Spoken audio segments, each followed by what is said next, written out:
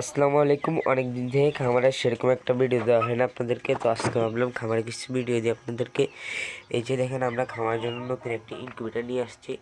Incubator সম্পর্কে আমার তেমন একটা আইডিয়া নেই, তারপরে আমি আনছি। আপনার সবাই আমাকে একটু পরামর্শ দেবেন কীভাবে কী করলে ভালো হয়, হ্যাচিংটা কীভাবে ভালো পাওয়া যাবে।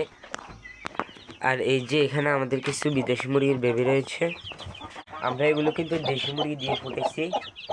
এই যে আমাদের কাছে কিছু ব্রাহ্মা মুরগির বাচ্চা রয়েছে এবং সিলভারলেস উন্নত মুরগির বাচ্চা 4 পিস এসেছে। 4 পিসের মধ্যে 2 পিস সেল হয়ে গেছে, আর 2 পিস এই 2 পিসও আমাদের বুকিং হয়ে গেছে।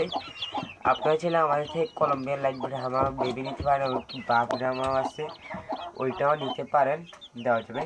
আর এক জোড়া আছে এক্সপ্লেলিস উন্নত মুরগির বাচ্চা, ওইটাও চাইলে নিতে পারবেন আমাদের থেকে। আর এখানে আমাদের কিছু ব্রাহ্মা মুরগির বাচ্চা ছিল, ওইগুলো সেল হয়ে গেছে।